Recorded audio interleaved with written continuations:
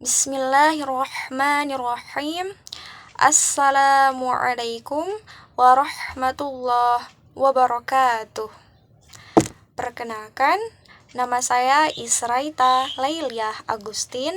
Saya mahasiswi UIN Sunan Gunung Jati Bandung, jurusan Pendidikan Agama Islam semester 4. Di sini saya akan menyampaikan sebuah materi yang berjudul Belajar dan Perilaku Belajar, yaitu tugas dari mata kuliah Psikologi Belajar oleh dosen pengampu Bu Dr. Hajah Ratu Suntiah MAG dan Bapak Asep Gustiana MAG. Pembahasan yang pertama mengenai pengertian belajar.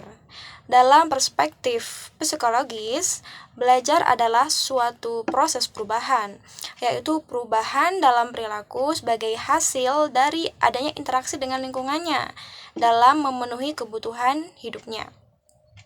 Kemudian ciri-ciri belajar. Yang pertama, belajar adalah perubahan yang terjadi secara sadar. Lalu yang kedua, perubahan dalam belajar itu bersifat aktif dan positif. Kemudian perubahan dalam belajar itu bertujuan atau terarah. Selanjutnya mengenai prinsip belajar. Prinsip belajar adalah landasan berpikir, landasan berpijak, dan sumber motivasi.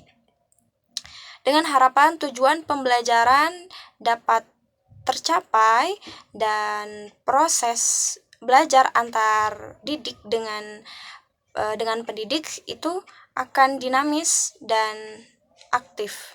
Berdasarkan prasyarat, belajar itu adanya interaksi siswa dengan lingkungannya, kemudian belajar perlu lingkungan yang menantang, karena dengan itu akan menjadikan siswa lebih aktif dan lebih bersemangat.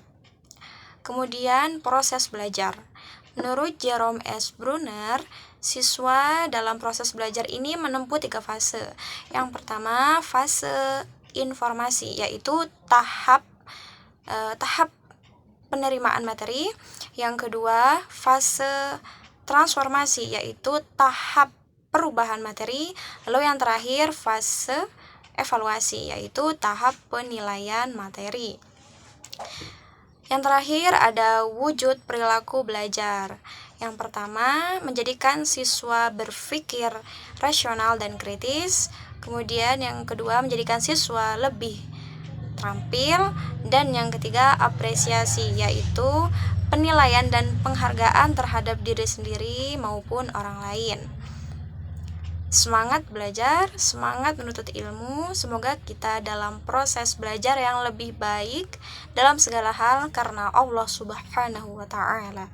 Sebelum ditutup, saya akan menyampaikan sebuah kutipan dari Imam Syafi'i, yaitu jika kamu tidak sanggup menahan lelahnya belajar, maka kamu harus sanggup menahan perihnya kebodohan. Terima kasih. Jazakumullah khairan. Wassalamualaikum warahmatullahi wabarakatuh.